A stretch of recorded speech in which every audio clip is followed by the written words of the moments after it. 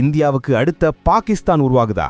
உஷார் மக்களே, நம்ம கூட நட்பா இருந்த வங்கதேசம் இப்போ இந்தியாவை எதிர்க்கும் நாடா மாறுது.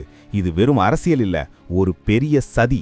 இத்தனை வருஷம் அமைதியா இருந்த வங்கதேசத்துல இப்போ பயங்கரவாதம் தலை தூக்குது. பாகிஸ்தானோட ISI அமைப்பு இப்போ அங்கே காலூன்றி நிக்குது. மாணவர் போராட்டங்கிற போர்வைக்கு பின்னாடி ஜமாத்தி இஸ்லாமி அமைப்பினர் ஆட்சியை ஆட்டி படைக்கிறாங்க. இதுக்கு நடுவுல முகமது யூனுஸ் அமெரிக்காவின் கைப்பாவையா செயல்படுறாருன்னு குற்றச்சாட்டு எழுந்திருக்கு. பாகிஸ்தான் கூட கடல் வழி போக்குவரத்து ஆரம்பிச்சிருக்காங்க. இது எதுக்கு தெரியுமா? இந்தியாவோட வடகிழக்கு மாநிலங்களை துண்டிக்க போடுற பிளான்.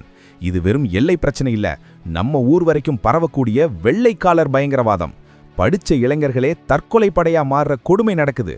1971ல இந்தியா கிட்ட வாங்கின அடிக்கு பழிவாங்க பாகிஸ்தான் இப்போ வங்கதேசத்தை ஏவுதளமா பயன்படுத்துது. சோமாலியா, சிரியா மாதிரி ஒரு உள்நாட்டு போரை நோக்கி அந்த நாடு போயிட்டு இருக்கு. இது இந்தியாவோட பாதுகாப்பிற்கு மிகப்பெரிய அச்சுறுத்தல். இந்தியாவோட சிக்கன் நெக் பகுதியை குறிவைக்கிறாங்க.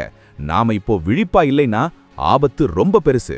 இந்த யூனுஸ் ஆட்சி தேர்தல்ல ஜெயிச்சா இந்தியாவுக்கு இன்னொரு நிரந்தர பகை நாடு கிடைச்சிரும். அண்டை நாடுகளோட சதித்திட்டம் இப்போ டிஜிட்டல் முறையில நம்ம வீட்டு வாசலுக்கே வந்துருச்சு. இந்தியா இந்த இக்கட்டான சூழலை எப்படி கையாள போகுதுன்னு உலகம் பார்த்துட்டு இருக்கு. வங்கதேசம் பாகிஸ்தான் பக்கம் போறது சரிங்களா?